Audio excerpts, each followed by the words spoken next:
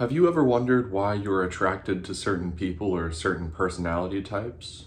Well, what if I told you that within your subconscious mind, there's a force that drives who you're attracted to? This subconscious force is what Carl Jung calls the Anima and the Animus. And in this video, I'll be breaking down exactly what they are and how becoming aware of them can help you find your soulmate. Carl Jung has introduced the world to many unique ideas, to say the least, some of which I've covered previously on my channel. The Anima and Animus are what Carl Jung calls an archetype. Put simply, an archetype is a sort of pattern of a kind of metaphysical concept. So some good examples of archetypes would be the hero archetype, or the rebel archetype, the mentor, or the wise old man. Archetypes are quite an extensive list to cover, and I'll be covering most of them in a future video. But today we're just going to focus on the Anima and Animus. So what exactly are they?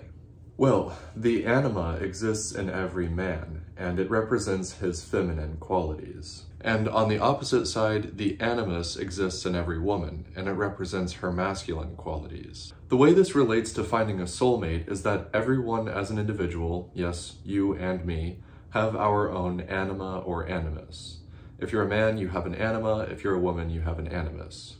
And let's say that either one of us were to run into someone who we found attractive or wanted to...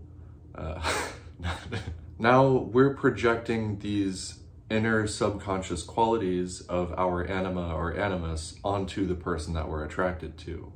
So what this sort of means is we've built an idea of who this person is in our heads. We have an idea of our ideal significant other. And when we meet someone who we find attractive, maybe it's physical traits that we're attracted to, but hopefully it's more personality traits that we're attracted to. And those qualities that we find attractive, we're now projecting our Anima or Animus onto that person. So throughout the video, this is really something that I'm going to try to stress and drive home, is that we need to become conscious of these subconscious patterns of behavior within ourselves. We can learn a lot about ourselves if we pay attention who we surround ourselves with, and especially who we're attracted to romantically. So let's dive deep into the Anima and Animus just individually, and I'll start with the Anima. Now, like I previously mentioned, the Anima represents man's feminine qualities. What exactly these qualities are unique to every individual, but typically the Anima represents emotional depth that we as men would seek. A great example of the Anima, if you'd like one, would be Shrek. It sounds kind of funny, but if you haven't seen the movie, the summary of it is we have an ogre who has been exiled by society to live on a swamp. He lives by himself and he doesn't like other people. And he doesn't really like them because he thinks that they think he's just an ogre and a monster. That is, until he meets Princess Fiona. She's the one person he's met, besides Donkey of course, who can see who he truly is and see that while he might not look like Prince Charming, on the inside, he is. And Shrek is just an example. You can really take any kind of love story in any movie ever and apply the concept of the Anima to the male character. Now, I do understand that these are just movies and it's not real life, but this concept applies to real life as well. We can really learn a lot about people by seeing who they surround themselves with and who we ourselves surround ourselves with and who we are attracted to. Now, let's take a look into the Animus. As I previously mentioned, the Animus is exactly the opposite of the Anima. It exists in every woman and it represents the masculine traits of her personality. Much like the Anima, the Animus is based on close or dominant male figures throughout the woman's life. So this could be something like a father figure or a parent or guardian of sorts, something like that. And this does exist for the Anima as well. It would just be a mother figure or some kind of caretaker. What an Animus typically looks like is some kind of personality traits that allows the woman to break societal norms and assert her will and achieve her goals. We can actually see this throughout history, and you can take women like Amelia Earhart, Rosa Parks, Harriet Tubman, So for men, the anima is sort of a loving and caring type of figure, but for women, the animus is a guiding force that allows her to achieve her goals. So far, I think we've covered just about everything that embodies the anima and animus, at least in a very simple manner. And you might be wondering, what does all this information do for me? And how is it going to help me find my soulmate?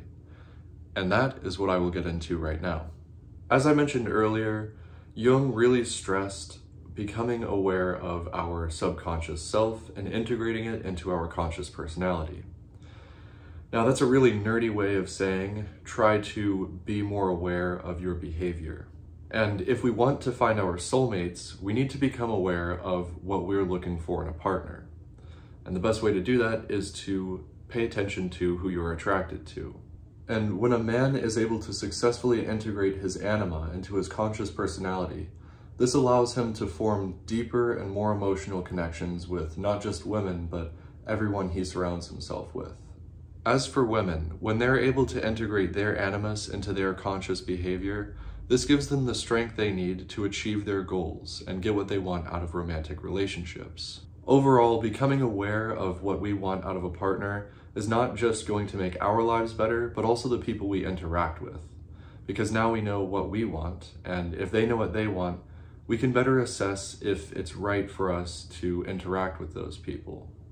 Now, really quickly, I would like to kind of glaze over something that I haven't mentioned so far in this video, which are the gender norms and those kinds of things.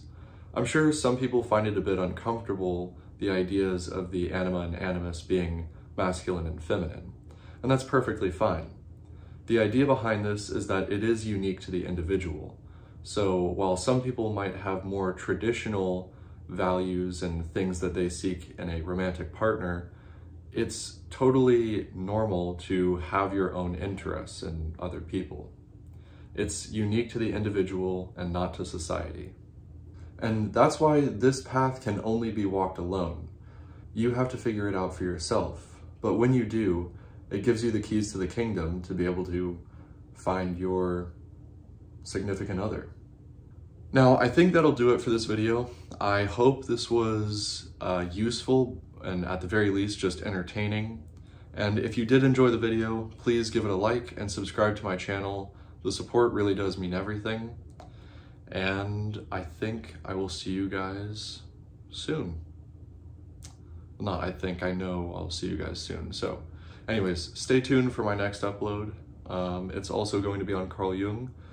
So yeah, I will see you guys soon. Thank you for watching and goodbye.